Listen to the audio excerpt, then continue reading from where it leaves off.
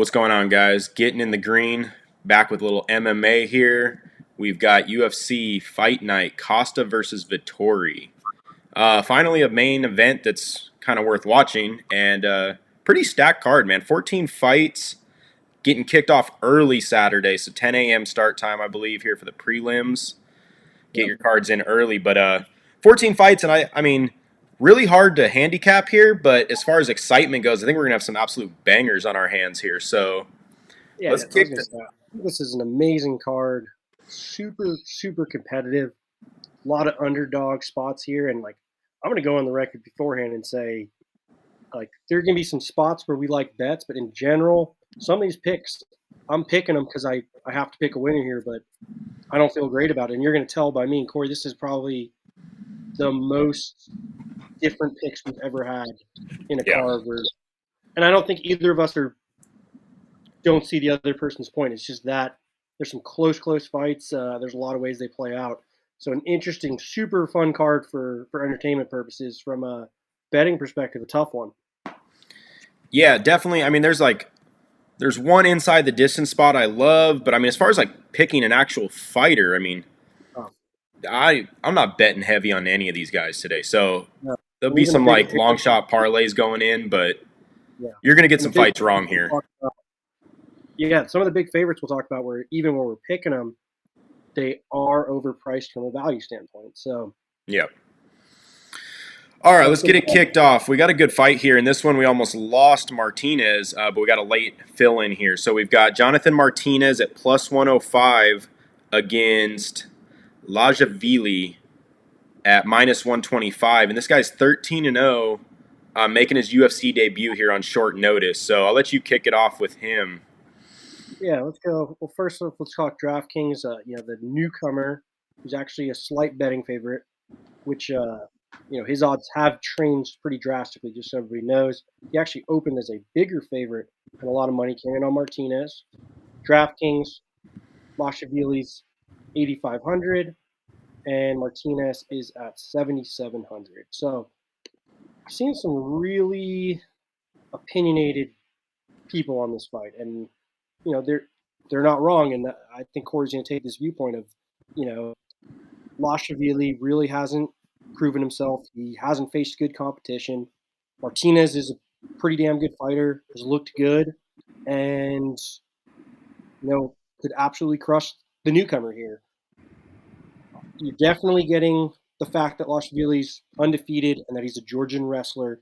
That's getting baked into the line here. It's getting baked into DraftKings. And it absolutely is possibly overvaluing him. And maybe I'm overvaluing him. For me, though, I've watched enough of these fights in that I do lean heavy with the grappler. And if you have, it's like your trump card of if you have that wrestling in your back pocket, even if you're not super experienced at that level, it is kind of the absolute, you can just nullify everything else your opponent's doing. I could be wrong here. Maybe I'm overgeneralizing, and maybe I'm overgeneralizing because of the last name. I've watched some tape. He looks good, doesn't look incredible, but there's some things coming out of that camp. I don't think Martinez is a super strong wrestler. I do think that Lazishvili is going to get him down and grind out a decision. Not super confident. I know Corey feels a lot more confident in the opposite. I could absolutely see Martinez squashing him here and this guy just not being UFC ready. But my guts tell me that where these guys come from, how they train wrestling. If he's a high-level wrestler there, it's going to translate, and I'm going to pick him to win a decision here via wrestling.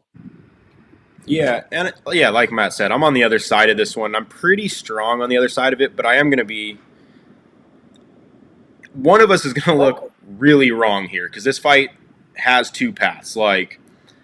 If Lazishvili grinds this thing on the ground, Martinez is probably going to score 10 fantasy points and lose a unanimous 30-27.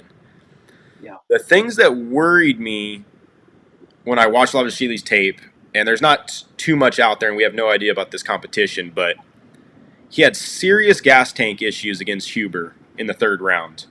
Even though he looked good in round one, he started to crash round two, and then the guy had almost nothing left in round three there. He's got some submission wins, but Martinez pushes pace, and outside of He got caught by Davy Grant, which tends to happen to a lot of people nowadays for some reason. But other than that, I mean, that guy likes to push forward. He throws decent volume. And I think on the feet, he should win minutes here. I don't think he's going to, crazy knockout. I mean, I think maybe live in the third round if we see a gas tank issue out of Matt-Lazishvili. But I see that, takedowns are going to happen early. I don't know if his top control looked that dominant. I think Martinez might be able to scramble out of some of these. And I just don't see that guy with 8 minutes of control time, and that's what he's going to need to win this fight. So for me, I'm going Martinez. I think it stays on the feet. I think he scrambles out of some bad situations and kind of just wins minutes on the feet there with the striking. So I do like him. I like him as a dog. I'm shocked that it wasn't a kind of role reversal, especially with the short notice here. But yeah, I mean, there's definitely, there's a tax you're paying for this guy's last name, and if he is anything like his counterparts over there in Georgia, yeah, I mean, he could get this thing done for sure. So I see this being a very one-sided fight one way or the other. My pick's going to be Martinez, and yeah, I mean, we'll kind of see. I do like for DraftKings, though. Yeah, I was going to say, this fight, either way, however this plays out, is definitely going to be a prime spot for DraftKings. I like Martinez's discount there you're getting as a dog. But if, like I said, if the other scenario plays out, man, that guy could definitely be optimal with a bunch of takedowns and control. Exactly, and they're both very affordable, 7,700, 8,500. Yeah. Like Corey said, if Martinez can stop the takedowns and is picking them apart, you get a very, very live dog at 7,700. Even if he doesn't score amazing, you're going to need to put an underdog in there anyways. Matt-Lazishvili, if he gets his game plan, like a lot of these Georgians or Dagestanis with their wrestlers, they score unbelievable amount of points because of the control time, because of the takedowns, because of the ground and pound. So I like both plays there. From a betting perspective, even from a picking perspective, really a lot of unknowns here, especially any fighter that's making their UFC debut. There's a lot of unknowns. So tough one to call. I'm going to pick the grappler, though. I'm going with the wrestling here, if it's going to translate at a high level. All right, off to the next fight. We've got Souza at -130 versus Marcos at +110. And I'll let you kick it off here with the favorite. Yeah, it's a close fight. I mean, this is another one where I'm not going to pretend like you know who's going to win this fight. Souza, you got it 8,300. Marcos 7,900 for DraftKings, so fairly evenly priced. Obviously, Marcos is coming off multiple losses here, but from an actual breakdown skill set, I don't see a huge difference here. Souza is probably the better jiu-jitsu practitioner. Marcos has probably got a little bit better takedowns, a little bit better pace. Both their striking is not good on either part at all, but I think Marcos is probably a little more active. Wouldn't shock me at all if Marcos wins this by pace. Picking Souza just as a better grappler to have a couple more grappling exchanges, probably win 2-1 here. I'm going with Souza. Don't have a huge breakdown here because it really is a tough fight to call. I don't think either are extremely high level. I do think Souza is a more talented fighter, especially in the grappling department, and is definitely more live for a finish via submission, even though I wouldn't say that's the outcome I'm expecting. Yeah, and I'm on the other side of this and not very confidently. Marcos, she's on a 4-fight losing streak here, but the names aren't terrible. Lost to Rebus, lost to Dern. She got subbed there. Murata and Pinheiro was a DQ. This is win or go home for her, really. I mean, she'll definitely be out of the UFC if she can't get this done.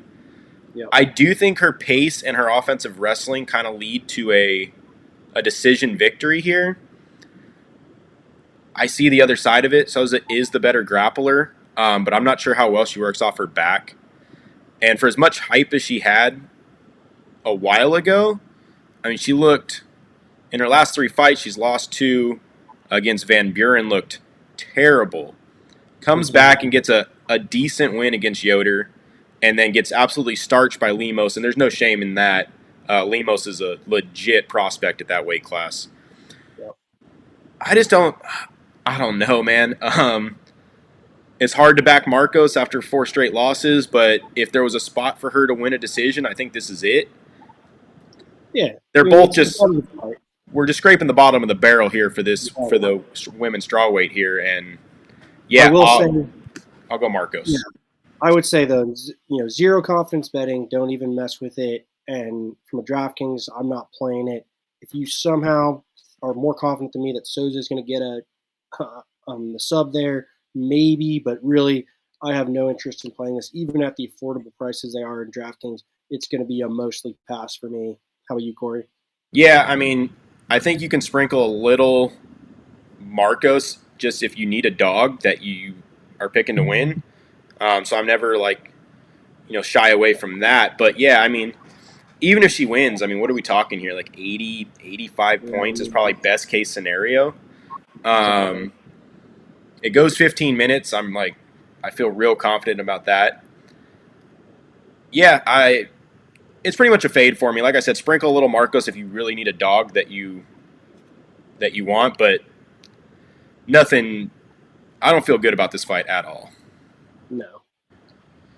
All right, let's move on. And this one is an absolute banger. So we got Jeff Molina at minus 165 against. We don't even know this guy's name, so we're gonna call him Daniel Lacerda, but we've seen Daniel Da Silva as well. It is the same person, but yeah, we're gonna. It's the same guy. We have no idea what his name is, which is that's weird. But I'm gonna back the favorite here. I'm gonna go Jeff Molina. Lacerda.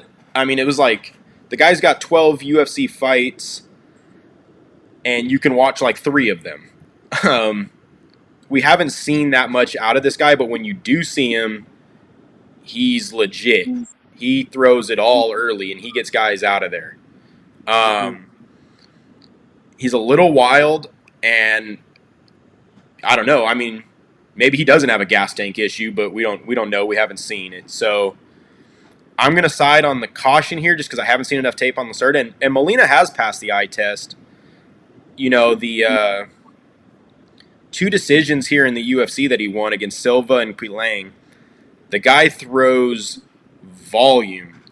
I think he scored like 130 points in his UFC debut. In a decision. With like 189 significant strikes. The guy absolutely lets it loose. He is slick on the feet, man. For me, I think he kind of, he seems to be pretty tough too. He's caught with some shots there. I think he can weather this early storm he's going to see, where he's definitely going to be in danger here in the first round. And if he weathers it, I think he can start to go to work. And if there is a gas tank issue on Lacerda, Molina could definitely get this done in the second or third round. So, look, I'm taking the favorite here. I don't love it as a bet. The spot I do like is you're getting plus money on fight doesn't go the distance, which is insane. I think, they're looking at the fact that Molina's had 2 decisions here at the Contender Series in the UFC. But those were good fights.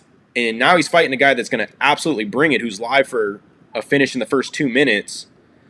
And I think the guy empties the gas tank here in his debut, and Molina will get it done if Lacerda can't get it done early. So I'm on the fight doesn't go the distance here more so than the fighter. But I will say DraftKings, I have this fight in every card. So if it's not a banger, I will be done for the night. Yeah. No, I'm with you. I like the fight doesn't go the distance. I think that was probably the best play from a value perspective here. Especially, I mean, Lacerda is a full-on wild man. He is super, super excited for his debut here. He throws wild shit from every angle, from every limb. His grappling, he goes for it. He's powerful, really good athlete. Molina's definitely the more polished, probably technical guy here, but Molina is the safer bet, probably the safer pick. I'm going with my gut here. I'm going with Lacerda as the underdog at plus 140. DraftKings, like Corey said, must play. You are getting a huge discount. You can do a lot with your lineup here. Molina, you're getting at 8,700, which if you think he's going to win here, still a great play. Scores a lot. Da Silva or Lacerda, you can get at 7,500. So must play. I will probably go a little bit heavier on Lacerda. My pick comes down to, first off, just maybe a gut favoritism here. Just like I'm really excited for this guy. I'd like to watch him. But I do think Lacerda is the better athlete. And I think these two are going to brawl. I think things are going to get wild. And I think that athleticism and maybe a takedown here or there could seal the fate and the outcome of how this thing plays out. So I'm going with Lacerda from a power advantage, from an athletic advantage, and from me being a homer here of just being excited to see a guy that I've watched some tape on making his debut. But definitely going to be fight of the night type of a fight here. I expect it to finish super close, really hard fight to bet on from a pick a winner. I like the finish port. I'm going with the underdog, Lacerda, and I'll be playing 95% of these fights on DraftKings. Yeah, I also want to say I'm gonna like really move over to Super Draft as well, just because the success in the other sports has kind of been there. Now I'm gonna try it out with MMA, like actually putting some time into it. And I will point out, like Lacerda has like a 2.2x multiplier at the captain spot, and if he gets it, I mean that's a banger. I also think if you go the other way, you're getting like a 1.9 out of Molina. That fight will be my champion over there on Super Draft. It's just a banger. I think I'd be shocked if this thing went 15 minutes, man. Yeah. But let's move into the next fight, and this is another one where we've got two guys that throw heavy hands here, man. Kama Worthy at plus 155 versus Herbert, at minus 180. So I'll let you get it kicked off with the favorite here. Yeah, let's go. DraftKings, it's a little wider than I would have hoped. So Herbert, you're getting at 8,800. Worthy, you can get at 7,400. I was hoping, based on the odds, that we were going to get Herbert a little cheaper, 8,400, 8,500. 88's a little tough for me to pay, but yeah, I'm on Herbert here. I'm on the favorite, and this is our first 4 fights in a row. Me and Corey got different winners here. So Let me go first. I'll go Herbert. I think Herbert's a good fighter. I think he's been done no favors with his 2 UFC fights. He's 0-2. You know, Worthy's 2-2, so they're both, kind of fighting for their life here. Herbert's this, tall, lankier guy for the division, and really, really good striker. Really technical striker. What he's had a problem with is he has terrible takedown defense. But even that, when he was fighting, his first fight was Trinaldo, which he was absolutely cruising to, was absolutely winning that fight. Gets caught, gets hit, gets knocked out. Awesome comeback for Trinaldo, but not a terrible fight for Herbert, and it was a really entertaining, awesome fight. Second fight, he comes against Ostiano, and Grappler takes him down, dominates him on the ground. So I think the UFC kind of knows what they had here. The 2 strikers a fight here. Worthy's had some tough chin issues as well. I mean, ultimately, he's an extremely powerful striker, has some awesome knockouts himself, and do some grappling, but I'd say if you really were to break down these 2 guys' styles, they want to stay standing. I give Worthy probably the power advantage. I give Herbert the technique advantage.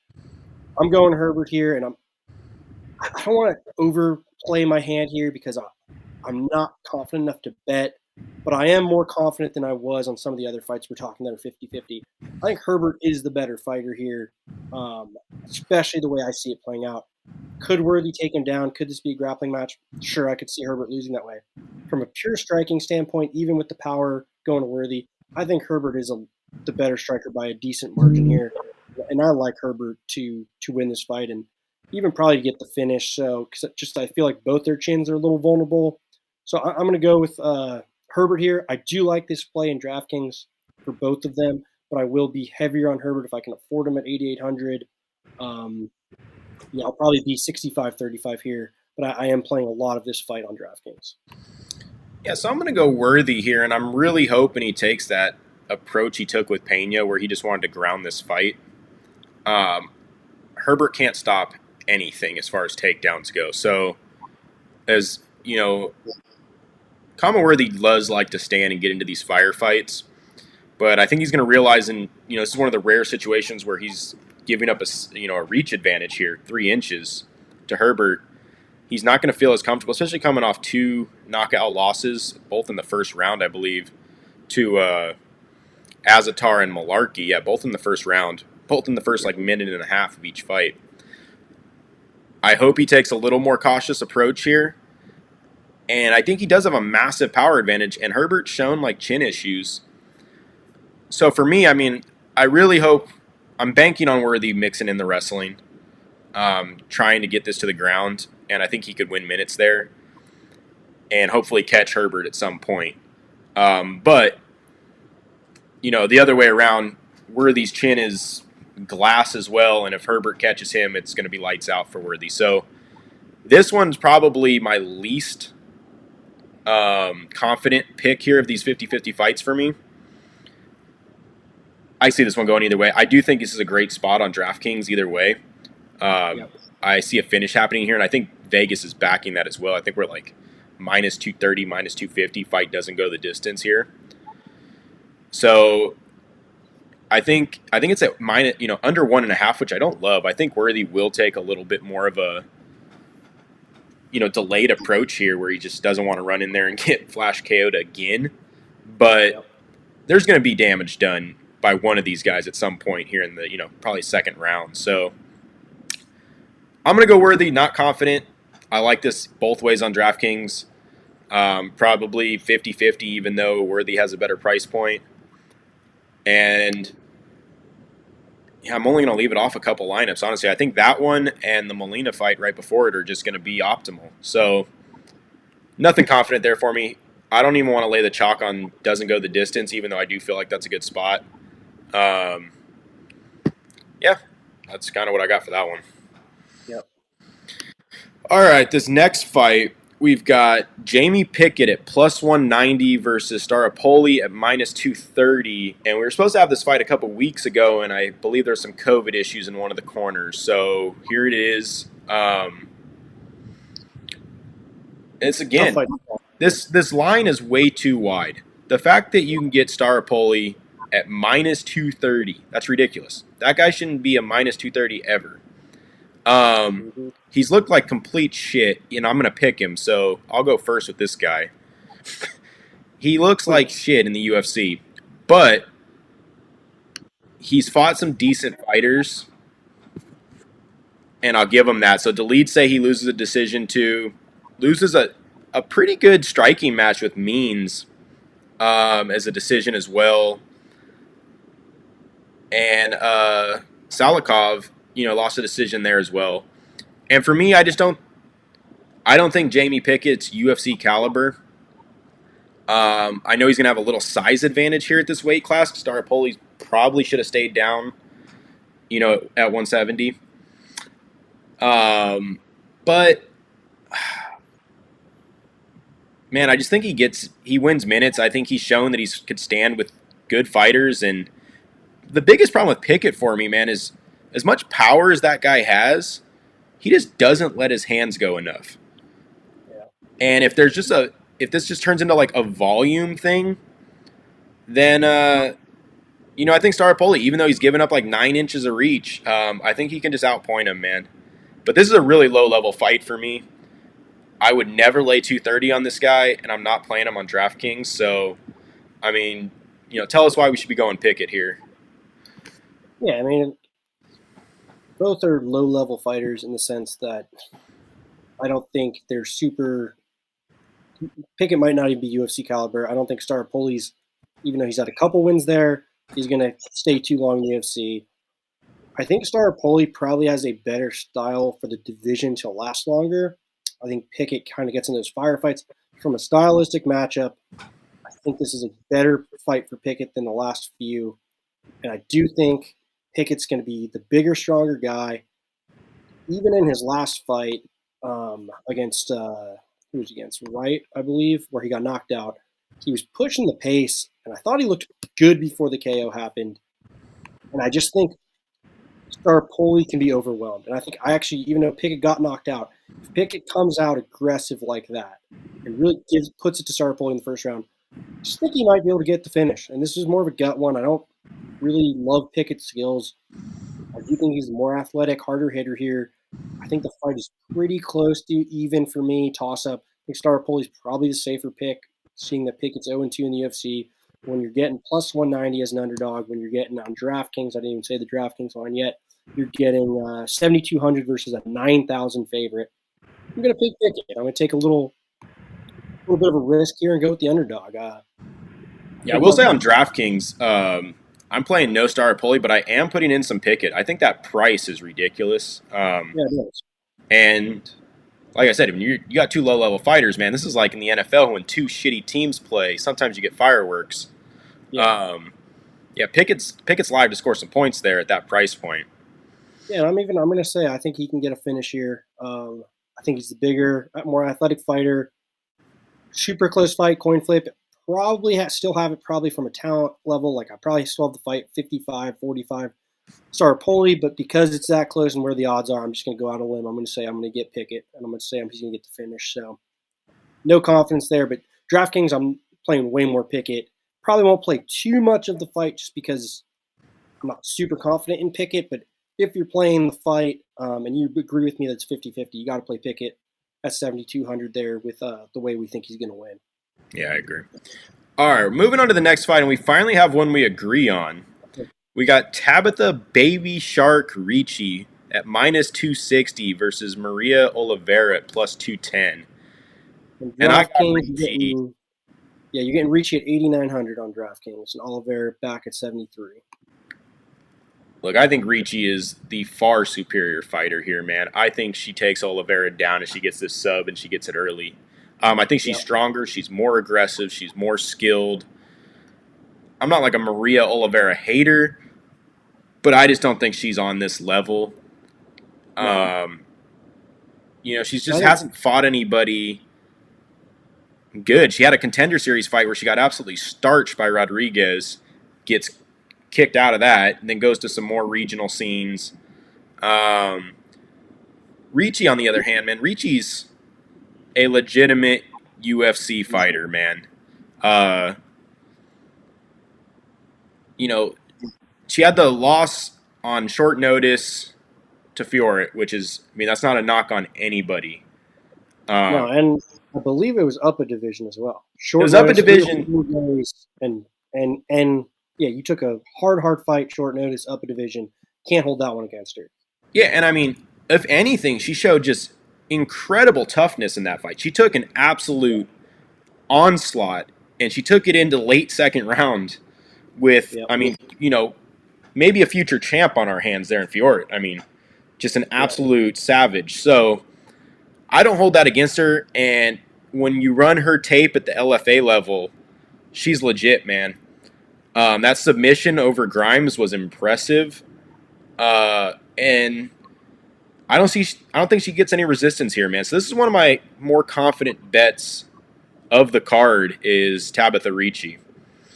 Yeah, I'm with you. I think she's a better fighter overall. I think people are underrating her because of her performance and without really putting it into context of the short notice of the division of how good of a fighter she faced. Yeah, I think she's just a better fighter, and I also think she has a humongous advantage on the ground here. And I don't think she's not a terrible striker either, but I think her big advantage is on the ground. I think she gets it to the ground early and often. I think she comes away with submission. I'm with you. I think minus 260 is a very fair price here. I probably would have had her at minus 350 range for my personal odds. So I'm actually good with the bet with her here. If you could parlay it with something else that you like here, that maybe another favorite you like. But I like Ricci a lot. And really, I haven't even looked. I wouldn't be against her handicapped minus 3.5 odds, especially if you can get it down to minus 150 range, maybe even money. I like that bet. That's probably my favorite bet on the whole card. All right, so that was pretty straightforward for us there finally. On the next fight here, we're both picking the same guy, but it's a great fight we got on our hands, and it's Mason Jones at minus 440, which is a little ridiculous, versus David Onama at plus 340. And Mason Jones was supposed to be on this card, and we thought we lost this fight earlier in the week, which he was in a smash spot in the rematch against Patrick, who, I don't know if you guys remember that fight. We were on Mason Jones big time there. He's absolutely crushing Patrick on his path to being like optimal high scorer of the night. And there's an eye poke, and Patrick just sells it, looking for a DQ, ends up getting a no contest, and like Mason Jones is livid after the fight at this fucking performance that was just put on by Patrick. Patrick like gets himself out of this rematch because we all know what was happening there. And the UFC, like, man, props to them to like get David Onama to take this fight on short notice.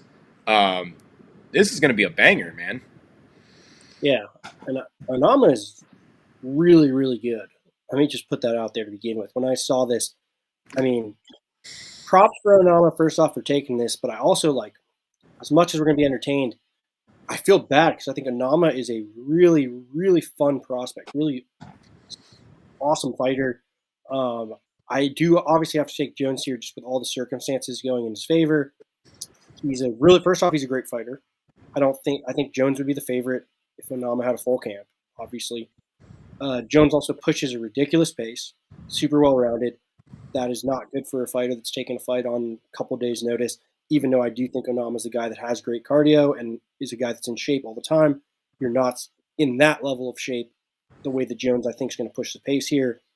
But I mean, Onama is a really, really fun striker, and he's shown pretty well-rounded ground game. And the only other thing I'll add in is I think when Onama finds a place for himself at the UFC, I think he is a little bit smaller. I believe I've heard that he's going to probably fight at 145.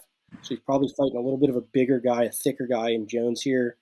So with those factors, I am taking Jones, and I'm probably taking Jones by either a finish or a dominant round 2 and round 3. I think we're going to get a really fun round 1. And then I do think Jones's pressure and just overall experience and the cardio will take over. But man, for a second there when the odds first came out, and Jones I think opened at a minus 600, and it's already come down to minus 440. I was about to possibly make a quick bet on Onama because Onama's really, really good here, and I really like him in the spot. And even at minus 440 for Jones, I don't think I want any part of betting this fight. I still think Jones wins. I still think Jones scores on DraftKings and even probably looks dominant. But I think Onama is good enough to give me pause and to give me some caution here of, yeah, I don't know if I want to bet anybody minus 440 against Onama. He's a really talented fighter. Yeah, I'm picking Jones here too. I think he could really just like wet blanket this guy with his size, man, and wear on somebody that might have gas tank issues because of the short notice. And yeah, I think Mason Jones ends up cruising here, but if Onama comes out here and just absolutely blasts him in the first round, it wouldn't shock me one bit. Yeah, I mean Jones is legit too, though. So, and don't let Jones's like UFC kind of run here, stir you away from the fact that this guy is a legitimate, prospect here for the UFC. Yeah, his only loss, like he did lose his debut in the UFC, but I don't know if you guys watched that fight. It was an incredible fight with Davis, and it was Davis is a super prospect himself. So, and it was a really, really fun close fight. Yeah, exactly. And then we get the DQ on an absolute starching of Patrick. Mm-hmm. So the guy's legit. Onama, yeah, I'm with you. I mean, I think the guy's a prospect. I'm excited to see him fight moving forward. I'm going Mason Jones here. I'm not laying the minus 440. DraftKings, I'm kind of in a tough spot, though, man, because he's the most expensive fighter. In his path to victory, the guy might absolutely score. So I'm still playing him. I'm with you. I actually still think, as much as I wouldn't bet the fight, I'm with you, though. DraftKings, both ways the guys play out. If Jones wins, I think he will score a lot and he will be dominant. And he especially comes out round 2, round 3, we could be seeing a really serious ground and pound nonstop beating, which will score. And then on the reverse end, if you can get a guy in Onama that could possibly get the huge upset, get a KO, something like that, you're getting 6,700. You can do whatever you want with your lineup. So I'll have an Onama lineup, no doubt. And I'm going to have some Mason Jones. I might just fade this fight. I'm probably going to try and stay off this fight just from the uncertainty, and I'm paying the price. Because if you get caught going Mason Jones at 9,500 and he doesn't get it done, you're done. There's no coming back from that. No. So yeah, I mean, great fight. Looking forward to watching it more than handicapping it. Yeah. So let's move on.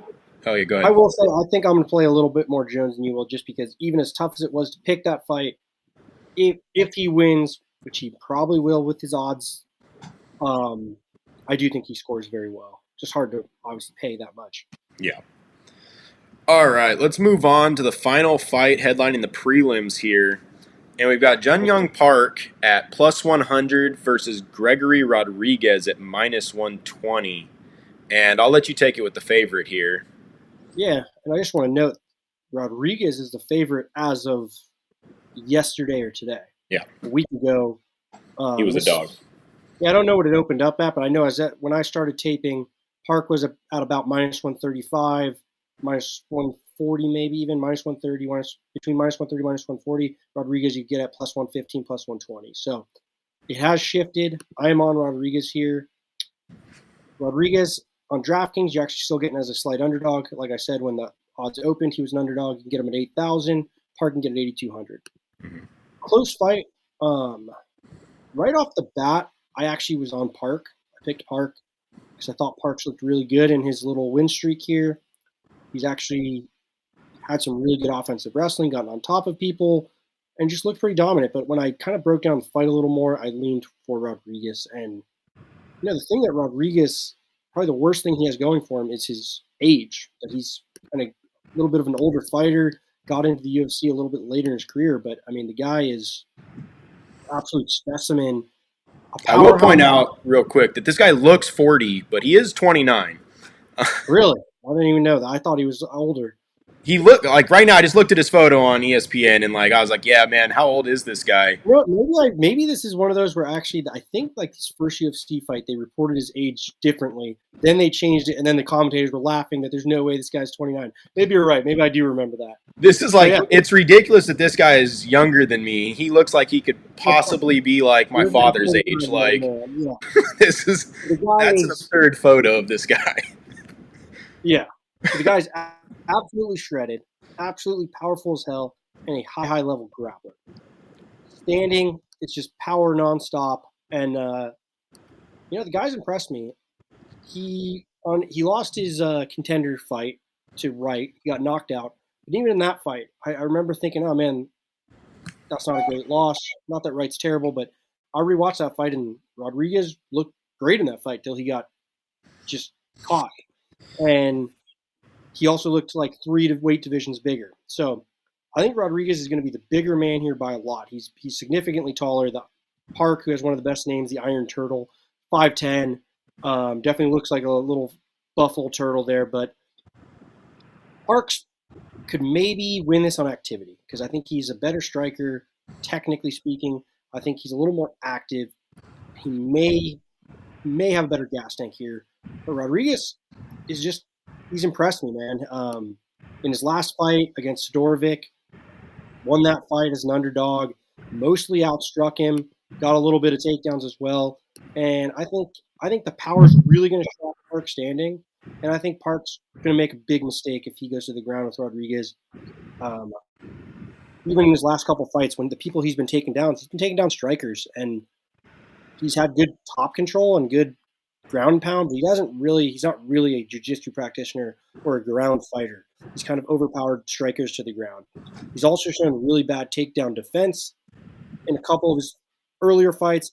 I think Rodrigues can take this to the ground if he needs to, and I think that's going to be he's going to win some of those pivotal moments. But also, I'm not worried if this fight stays standing. I think Rodrigues' power could definitely overwhelm Park.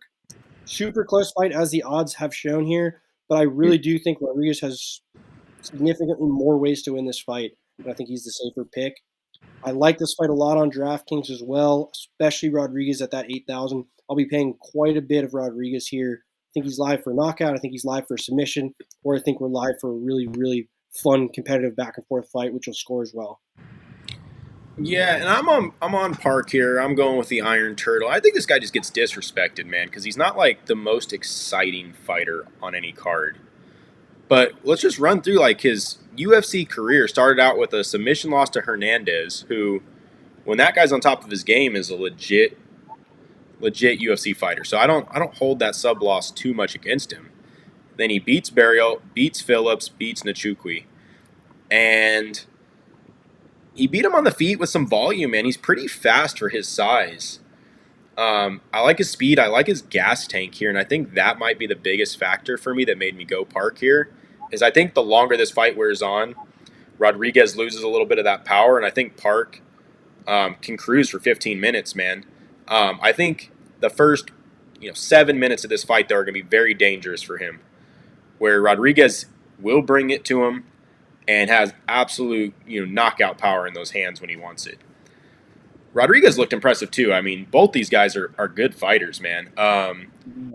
That the world beater beating Todorovic there. I know he was a big underdog there, real cheap on DraftKings, and he looked impressive in that fight, man. The guy is shredded. He's got power. He's got the speed advantage here, I think. Even though Park is sneaky, man. He's sneaky fast. Cardio for days. I don't know who wins the grappling match here, but I do think it spends most of its time on the feet. I think that 13 minutes of control time against Phillips for Park is really misleading. He's not going to just top control Rodrigues by any means. So, yeah, I don't know. I'm 50-50 on this fight. It's a great price on DraftKings to play it both ways, 8,200, 8,000. I'll be having a piece of each of it. I'm not opposed to fading this fight, though, on DraftKings, because if you look outside of Park's win there against Phillips, where he scored 128, and that was based off he had 260 strikes, only 10 significant, and he had 13 minutes of control time in that fight. I don't see him one-siding this fight like that. I see it much more competitive, maybe like the Nchukwi fight. And you get these guys sometimes, man. He had 79 strikes landed, 71 significant, scores 77 points. If you're not going to get that finish, I could see both these guys kind of finishing in that 70 to 80 fantasy points. I'm looking at Rodrigues here, even in that win against Todorovic, 76 fantasy points. They're not cheap enough for me to get a 70 or 80 point, but I'll play a little bit of each way, but I am probably going to fade this fight a little more than you here on DraftKings. Yeah, I'm much more Rodrigues here. Obviously, I'm picking him, but even from the way I think it plays out, I do think if Park wins, Park keeps it standing, which is much more likely to what you say, where we get a 80-point winner either way. I do think Rodrigues can take Park down. The Hernandez sub, Hernandez does have legitimate jiu-jitsu, but he is not a good wrestler. He took Park down at will, so I do think if Rodrigues goes that game plan, he could score with a sub, or he could just score with, he gets 4 or 5 takedowns in this fight, and that makes his 80 into 100, So I will probably be 70% on Rodrigues here, 70-30 when I play it, but you're right, I'm not playing it. It's not a must play on every card, but I do like it at its price range. All right, so before we move into the main card, guys, hit that like, hit subscribe. Every week we got MMA, NFL, NBA now. We got a lot on our plate here. Hit that like, subscribe, see what we're coming out with, and let's dive into this main card, man. And it's we got 6 fights here, all of them good fights, man. So first fight, I'm not even going to attempt this guy's name. I'm going to be honest with you guys. Negumereanu, maybe something that's definitely wrong, but that's what we're going to roll with. We'll with that. Nicolay? Yeah, let's go with Nicolay. Nicolay. All right, we're going to call this guy Nicolay. He's a minus 230 favorite, and he's a savage, so I feel bad disrespecting his name like that. But he's fighting Ike Villanueva at plus 190. What do you got for this one? I'm going with Nicolay, and I do think Villanueva is a live dog for a knockout here, but from an actual talent caliber, Villanueva is probably not UFC caliber. He's probably on his way out if he loses this fight. Guy does pack a punch though. He could absolutely land a KO shot here. I will say, especially so, Nicolay was off for a while here when he just came back and fought Kimura, and he looked rusty. He was getting tagged. He was getting beat up, and then he just kind of wasn't all of a sudden and was putting it on him. And I was really impressed by his toughness. Ultimately, I think he's going to beat up Villanueva in a sustained beating, get him to the ground, beat him up. I am afraid with how much he got hit early, and he's not super fast or athletic. He was slow. He's kind of plodding. But he was accurate. So Villanueva is absolutely live for a first round KO. But from a talent for talent standpoint, I don't think this one's super competitive. I do think Nikolai is a much better fighter. Cardio, he really impressed me with his cardio. He really impressed me with his toughness in his last fight. And I think he probably beats up Villanueva, gets it to the ground, gets him in the cage, lands the bigger shots. I'm not impressed with Villanueva as a fighter at all. Packs a big punch round one. He could get that KO, but I'm pretty comfortable saying Nikolai's going to win this fight. Yeah, I'm on Nicolay as well. I will say DraftKings, like, there's nothing wrong with Villanueva down there, 7,100 for a first round knockout. Definitely live because Nicolay gets punched, and you don't want to get punched by Villanueva. And he's 9,100 as a favorite, too, just to put that out there. It's tough to afford him as well. It is tough to afford him, especially with his hitability, man. He just has terrible, striking defense. And Villanueva's not, like I said, he's not the guy you want to get hit by. But with that being said, Villanueva can't kick, can't grapple. I mean, the guy sucks. Yep. Nicolay should just dominate this fight. And yeah, I mean, outside of that first 2 minutes where he could get knocked out, man, I think he cruises here. I would be interested in maybe that handicap there for this fight because I don't see him losing minutes to Villanueva at any point. No, I agree with you. Let's take a look real quick. Also, I did look up that Ricci, by the way, the earlier bet that we recommended. You could get her at -140 for her -3.5 handicap. A great line there. Great line. Let's take a quick look here. Let's see if they have the up. We do. You can get him at -160 if you want to play the -3.5 for him.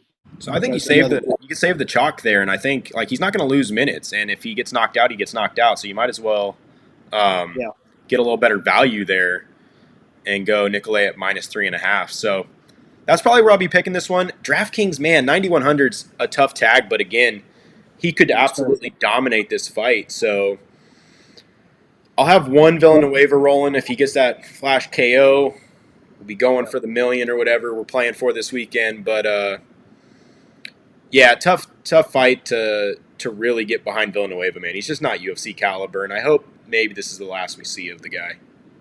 Yep. All right, moving into the next fight, we've got some aging guys here, but both great fighters, man. We got Francisco Trinaldo at -135 versus Dwight Grant at +115. And correct me if I'm wrong, this will be Trinaldo's second fight up here at welterweight? Yeah, I believe so. Okay, so he's gotten older, doesn't want to cut as much anymore. And I don't blame. The guy looks absolutely massive for welterweight. So the fact that he was getting below that in his prime is impressive. He's just a short guy. He's never lacked thickness and muscle. He's just he's short for the welterweight division at 5'9". Yeah, and he's given up a 6-inch reach here to Dwight Grant, about 4 inches of height. Grant, though, also 37 years old, kind of hitting that point in his career. Yeah, I'm going Trinaldo here. But this is one of those fights that I definitely will be avoiding on DraftKings, man. They just don't score. They don't score. There's not going to be some insane pace put on by either of these guys. I think it stays on the feet. And yeah, I think Trinaldo just wins minutes, but I'm not, highly convinced either way here. What do you got for these guys? Yeah, I like Trinaldo here. I think it's pretty evenly matched on the feet. I think Trinaldo obviously is going to pack a little more power. Wouldn't be shocked if he gets picked apart a little bit more by Grant. I think in the grappling exchanges, Trinaldo is the stronger, better grappler. I think there will be a few that he mixes in there, wins a decision. That's where I'm at. Obviously, there's some concern with Trinaldo. Not that either one are young, but Trinaldo's in his 40s. He's been fighting for a long time. There's definitely concern there with cardio and just with general. Is he going to fall off a cliff on a skill level? But, you still have Trinaldo just a few fights ago with Herbert coming back and getting a KO in the third round. So yeah, the last second almost there. Yeah, so it hasn't fully set in yet. The guy still goes for it late. I wouldn't be shocked one bit here if Grant wins. This is very low confidence. I'm not playing a lot on DraftKings. I think Trinaldo is the safer pick. I do think he's a better grappler, and that'll make the difference here. But I'm with you. I think it'll be kind of a slower paced striking match with a couple takedowns or even just grinding against the fence taken by Trinaldo. But I do think he does enough to get the decision. Low confidence, though. 50-50 fight.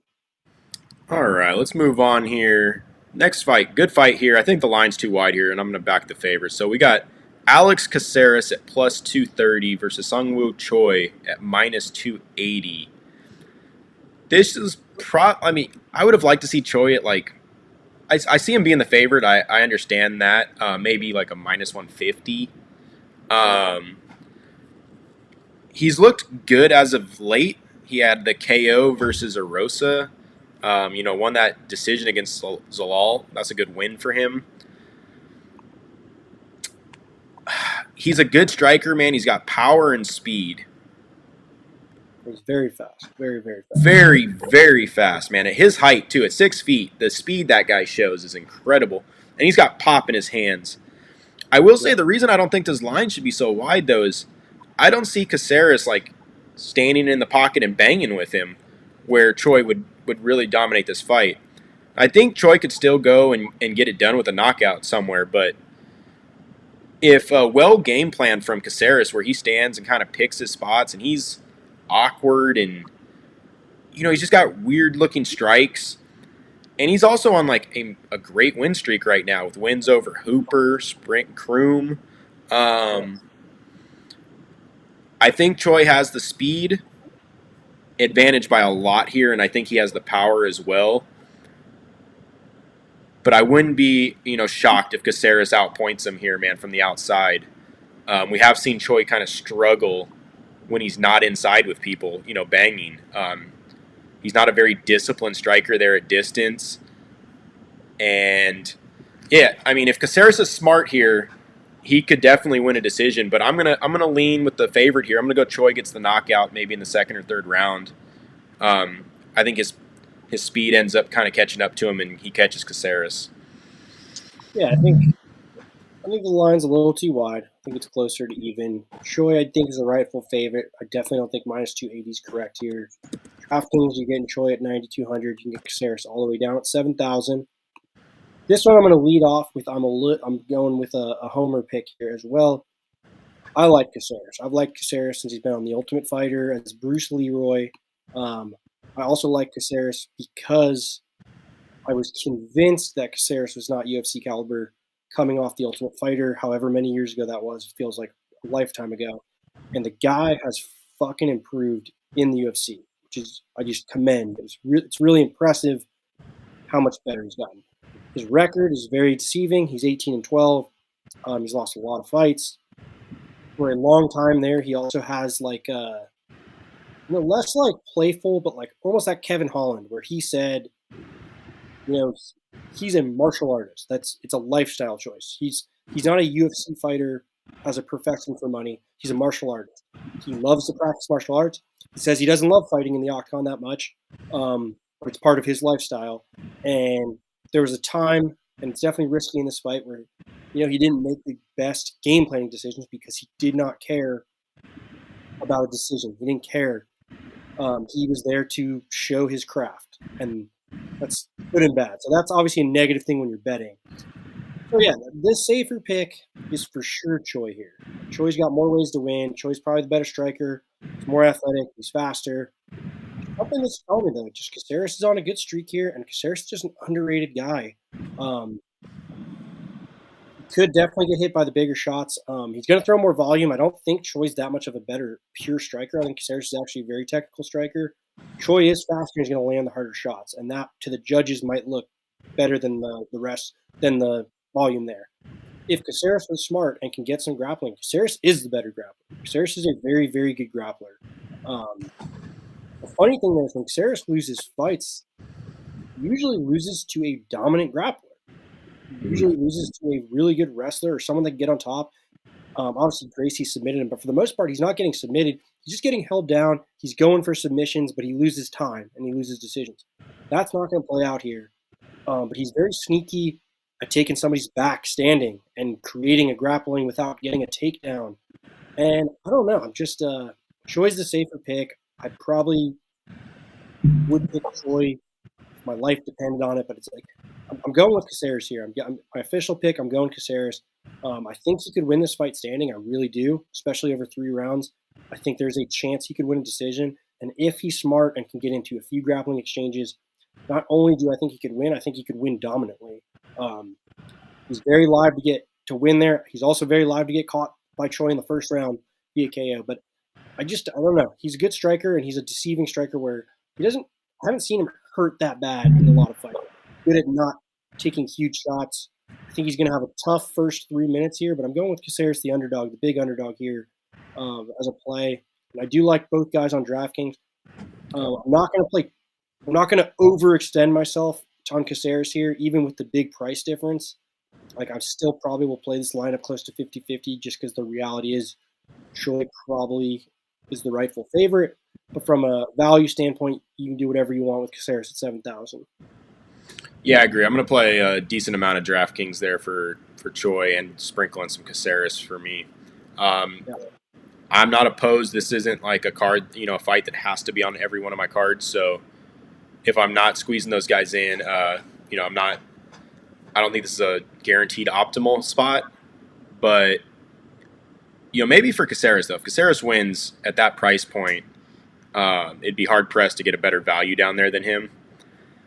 Choi, on the other hand, he could win and not make value for me. So, yeah. I will say one thing I'm going to talk against myself here is I picked Arosa to beat Choi in his last fight, and it was kind of for the similar reasoning of just, gritty, well-rounded, probably has more ways to win type of thing. And Choi was just dominated him from a speed advantage. He starched him, yeah. And I could see that happening here because Choi is way faster and more athletic than Caceres.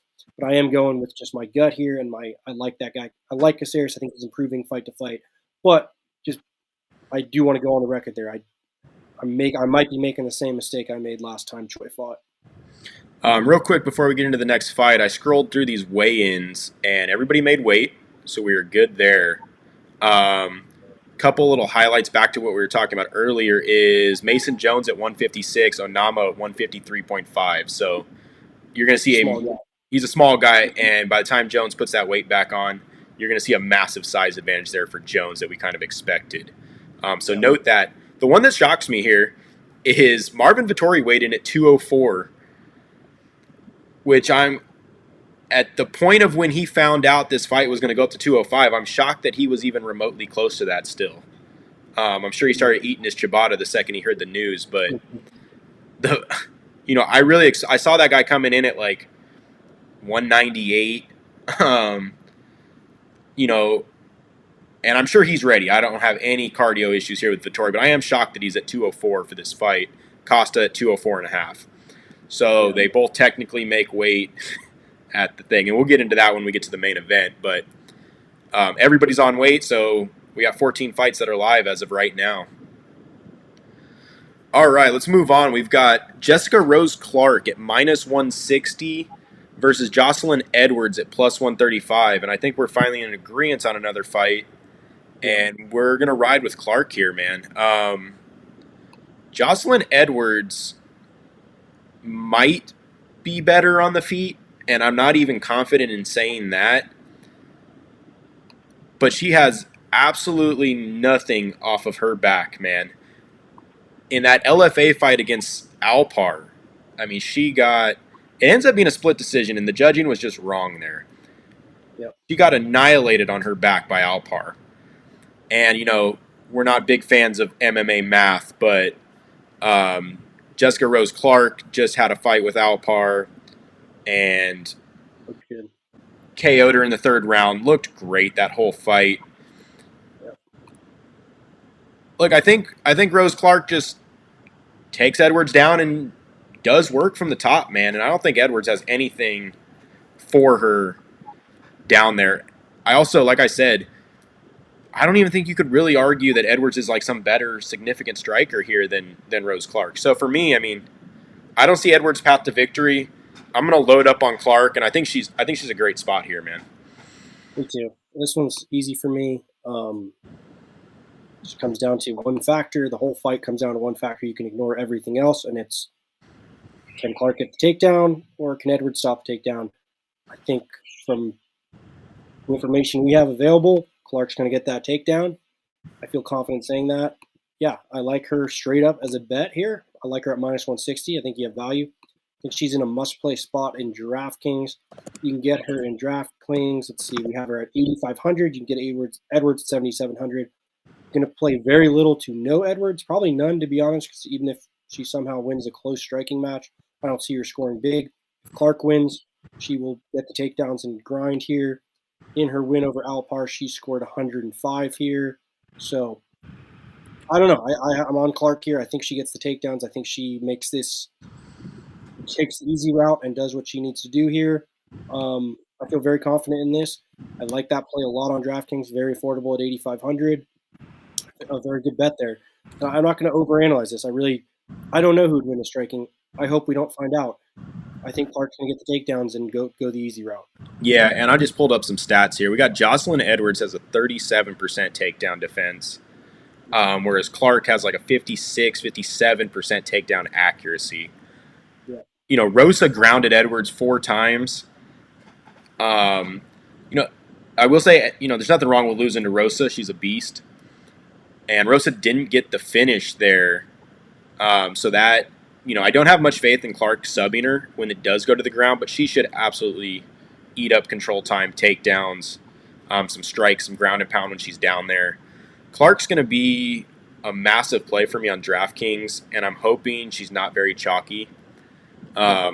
Even with a decision win, I think she's going to make value, man. And especially cash, you know, we love on cash to the path of least resistance, and Jocelyn Edwards is definitely the path of least resistance here for Jessica Rose Clark. Yep. All right, we got co-main event time. Good fight here, man. Grant Dawson at minus 470 versus Ricky Glenn at plus 360. And again, this is another one of those fights where I think they got the favorite right. I don't think they have the line right. I like Dawson here. But there's just a lot of unknowns for Ricky Glenn, so I'll let you kind of dive into this one first. What do we have on DraftKings? Yeah, DraftKings, you got a pretty big favorite here. Dawson is 9,300, one of the second biggest favorite, I believe. Glenn, you can get all the way down to 6,900. I don't disagree with you. The line's a little wide here at minus 470, but I will say I still think Dawson should be in the minus 370 to 400 range. So maybe a little bit juiced, enough for me to not bet, but I'm pretty comfortable taking Dawson here for several reasons. First off, Dawson's just a better prospect and a better fighter. He's rapidly improving. He's still on the up and up. A guy that's really interesting, fun guy to watch here. I think Glenn has kind of reached his. We know what we're going to get with Glenn. He's not a bad fighter. Not saying he doesn't belong in the UFC. I just think Dawson is a better fighter. Period. Then we get into the stylistic matchup. First off, if I'm not mistaken here, I do believe Glenn is finding a new home at 155 up a weight class. I think he will have a size disadvantage to Dawson here. I also just think the style matchup is tough for him. I think Glenn really lacks athleticism, and I really think Dawson is going to really just run circles around him as far as athleticism, size, strength. I think he's going to be able to get to the ground anytime he wants. He's going to be fine standing as well. He's kind of bully him with pace. I just see a pretty dominant win here by Dawson, and I think it could go several ways. But I think he's going to have that offensive wrestling to fall back on. But I think he can win it either way. It's just a tough style matchup for Glenn. Yeah, I think Glenn's, you know, he took 3 years off. He comes back and he fights. And just absolutely starches Joaquin Silva about the first 37 seconds. Mm-hmm. Again, like I said, I just don't know what I'm going to get out of Ricky Glenn. Does he have gas tank issues? You know, still we don't know. I think he's live to hit Dawson, but I will say this is Dawson's shown a chin, and if Dawson gets this thing within the distance, he's going to ground him. He's going to score an insane amount of points on DraftKings. Yep. Dawson's hard to not play here, even with that price tag. The guy, I mean, just his usage, man. I think he shoots like over 4 takedowns a fight, and he is just relentless pace. And if Glenn does have any of those issues lingering, I know it's been years, but if he has a gas tank issue of any sort here, he's going to get absolutely destroyed in the second and third rounds. Dawson doesn't have the like flashy wrestling credentials, but I think he was like a really high level high school wrestler, went the MMA path, and has used it really effectively in MMA. So don't be confused by like you don't see the NCAA caliber stuff. He was a high level wrestler, and it's clearly something he's worked on in his MMA game. Because wrestling looks great on tape. Good wrestler. So yeah, I mean Dawson should roll here. I'm not laying minus 470 on the guy. I'm pretty sure the minus 3.5 is pretty chalky too, but that would be a better spot. But DraftKings, yeah, gonna load up on Dawson here, man. Yeah, me too. Whenever I can afford him, I'll play him. He's probably one of my favorites to pay for. It's gonna be Dawson or Jones if I'm paying over the other guys that are in that high 8,000-9,000 range. Yeah, I agree. All right, main event time, and what a shit show this has been this week.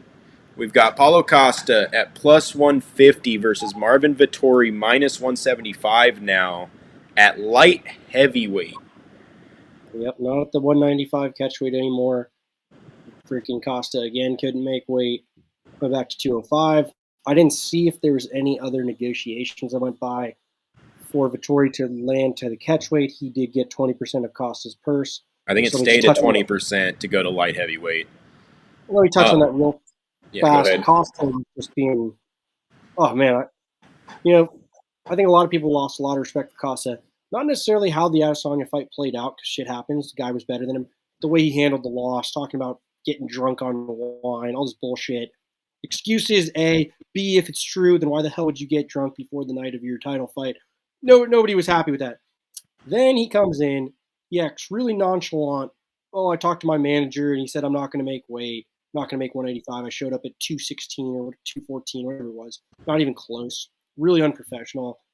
Then Vettori kind of comes out as a dog and is like, I want to fight. I'm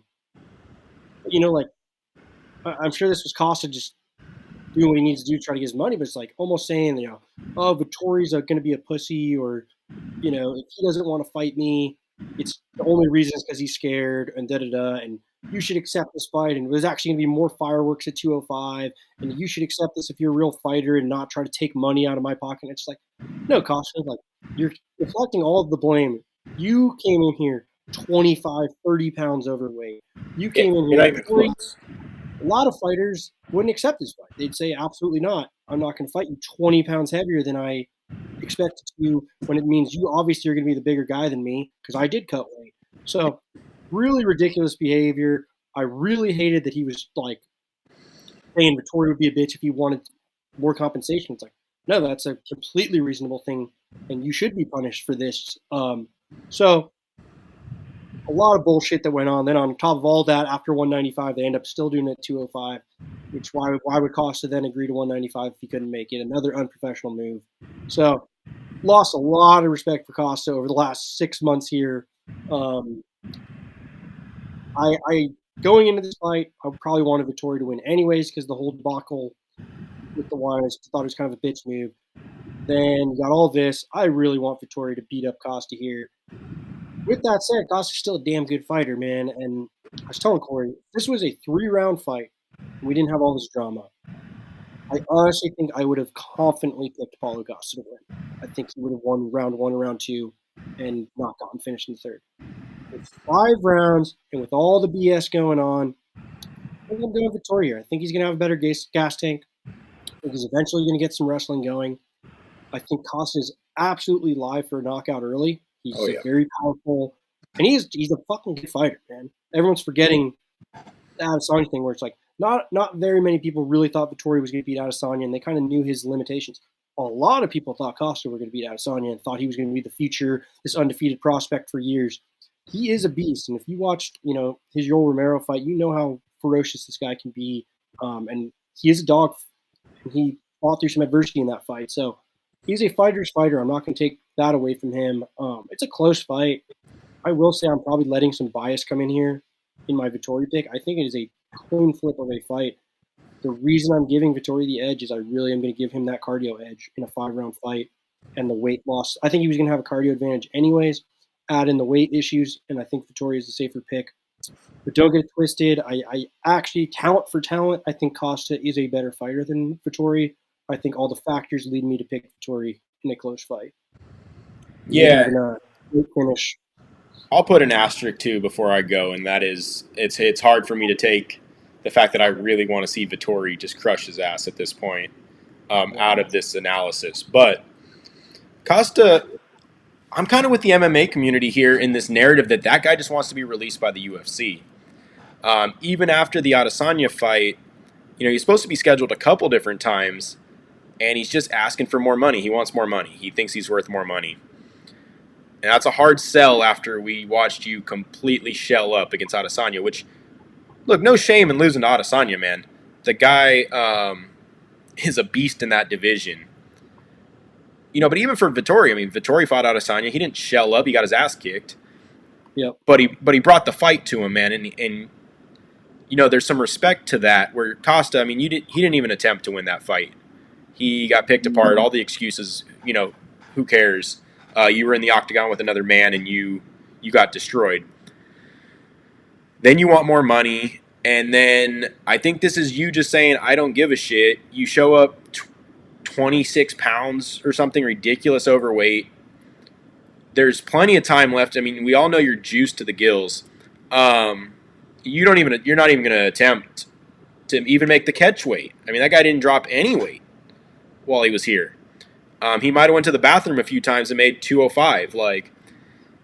This guy is just... I'm really worried about his commitment to this fight. Because like you said, if this fight didn't have any drama here, Costa's game, man. His hands are next level. And Vettori can get hit. I honestly think I'd feel better live betting this fight after the first round, because if it's not over then Vettori rolls for the next 4, no doubt in my mind. But Costa could knock him out in the first round. So DraftKings, I'm going to have to play both of these guys. I'm going to be heavier Vettori here. I'll probably be 70-30, but Costa is live for that first round finish. Yeah, I think he's going to absolutely gas after the first round, though. And Vettori's 8,600 and Costa's 7,600. So I'll even go out on a limb and say I'm going to be, I don't want to say 50-50, but I'll be like 60-40 Vettori Costa. I really do think Costa is live here, especially with that 7,600 price tag. And again, if there wasn't all the bullshit and the drama, I do think Costa's a better fighter, because let's go rounds 1 through 3 without any cardio things. Vettori's not going to get Costa down. He's too big and strong, especially round 1 and 2, maybe round 3. And the fight's going to stay standing. If you told me the two are going to stay standing, I'd say especially round 1 and 2, Costa's going to get the better of Vettori here. Maybe he'll knock him out, maybe he won't, but he's probably going to win some rounds there. I think you add in the cardio, you add in 5 rounds, Vettori's the better pick here. But man, yeah, it's a tough one, and I don't know what Costa's doing here, because he's a really talented fighter.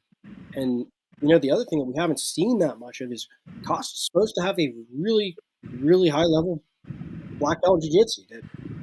We don't know how this plays out on the ground. So I'm picking Vettori from a cardio perspective. It's 5 rounds. I think both guys will score here, but man, if Costa just wasn't such an idiot here, he'd be in a good spot to win this fight. Yeah, what a bust for a main event too, and what a just saying fuck you to the UFC from this guy. This guy's definitely all about himself, and for me it's Vettori for cardio, and I got reservations about Costa's preparation for this fight and his kind of will to actually care about winning this thing. Where Vettori, we know how emotional that guy gets. Mhm. We saw it in the Holland fight. I think now he's got a little bit more fire under him, and he wants to get this thing done. So I'm gonna go Vettori, but yeah, don't I will take say, this as Costa's live here, man. well, it is must play for me though. I am playing this on every lineup. Yeah, 100%. Every lineup's getting this 5 rounds. I really like. I told Matt we'll probably definitely dabble with some like third, fourth, fifth round props on Vettori getting the finish. The lines are outrageous, and if a fully gassed Costa's out there, I mean Vettori can get this thing done, man. Yep. So maybe the round props, maybe some live betting. I'm not going to go and lay one -175 on Vettori. No. So I'll sprinkle some rounds, and I'll definitely be keeping an eye on the live betting because if Costa's gassed, Vettori rolls from that point on. But yeah, DraftKings is a must play, and dude, 14 fights starting at 10 a.m. Man, this is just going to be an exciting Saturday. Finally, we've had some bore fests of fight nights leading up to this, and after this we got back-to-back pay-per-views. This is just kind of the lead into some great fight weekend. So super pumped for this fight, man. You got anything else to add here before we get off? Yeah, I think that's it. Not a great card for betting, great card for entertainment. Really excited for it, and definitely it's one of those weird ones. I like my DraftKings lineups better than I like my bets. So Yeah, I'm with you there. All right, guys.